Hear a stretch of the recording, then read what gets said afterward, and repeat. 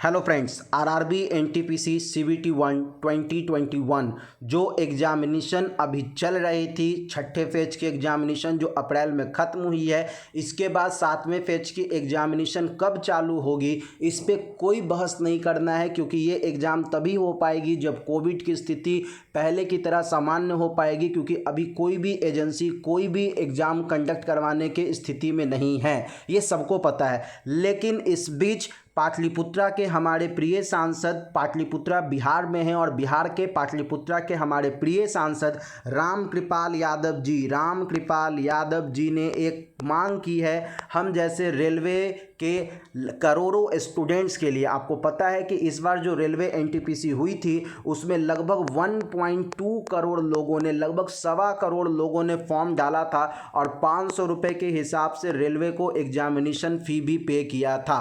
तो बात यहीं पर आ गई है, बात यहाँ पर आ गई है कि कोविड-19 या सेंटर दूर होने के कारण जिन 30 लाख विद्यार्थियों का एग्ज़ाम छूट गया उन्हें मिलेगा दोबारा मौका। बहुत बड़ी खबर हम दे रहे हैं मित्रों आपको। आरआरबी एनटीपीसी सीबीटी 1 जिसका भी छूट गया था, दो कारण था छूटने का मूलतः।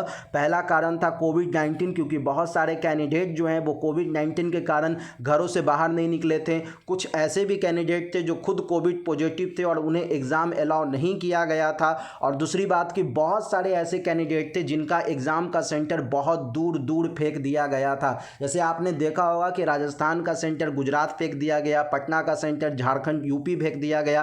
तो ऐसे में पूरे विद्यार्थियों को रेलवे ने जल्दी एग्जाम लेने के चक्कर में परेशान कर दिया था, जिस कारण से लगभग अभी तक जो डेटा कहता वो डेटा ये है कि अभी तक छठे चरण तक कुल 90 लाख विद्यार्थियों ने एग्ज़ाम दिए हैं, जिनमें से 30 लाख विद्यार्थी और 30 लाख से अधिक विद्यार्थी एग्ज़ाम सेंटर पे एग्ज़ाम देने पहुंचे ही नहीं है। मतलब अगर रेट देखा जाए तो 60% कैंडिडेट ही एग्ज़ाम दे रहे हैं, 40% कैंडिडेट एग्ज़ाम नहीं दे रहे हैं। इन्हीं चीज़ों को लेकर हमारे पाटलिपुत्रा के सांसद के पास बहुत सारे बच्चों ने यह एक लेटर लिखा था कि सर हमारा सेंटर बहुत दूर दे दिया गया है और हमें एग्ज़ाम में सम्मिलित होने में बहुत तरह की कठिनाई हो रही है कोविड-19 के खराब परिस्थिति को देखते हुए।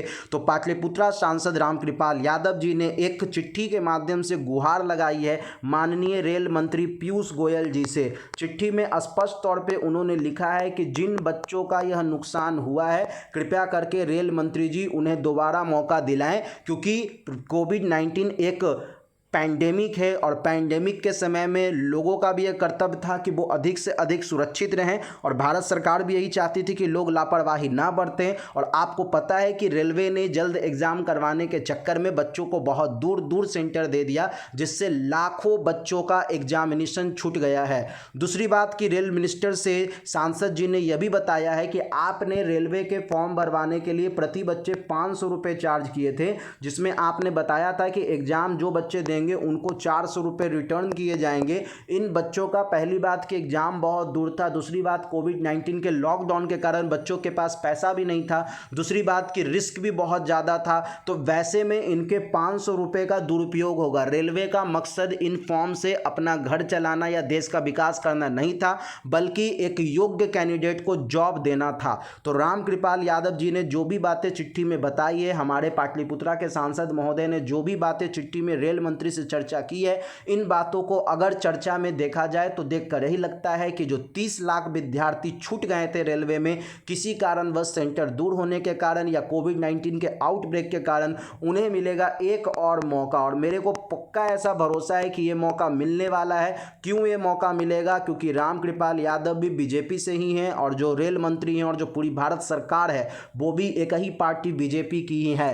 तो सांसदों ने बुलंद किया है अपनी आवाज़, और आवाज़ बुलंद करने का मेन कारण है कि रेलवे में छूटे हुए सारे बच्चों को, लगभग 30 लाख कैंडिडेट को फिर से दिया जाए एग्ज़ाम देने का मौका। ये है अभी की बहुत बड़ी खबर मित्रों। अभी के लिए बस इतना ही, और कुछ अच्छा अगर न्यूज़ होता है सीबीटी को लेकर तो मैं आप तक जरूर आऊँगा। फिलहाल के लिए बस इतना ही। धन्यवाद मित्रों। Thank you friends, thank you.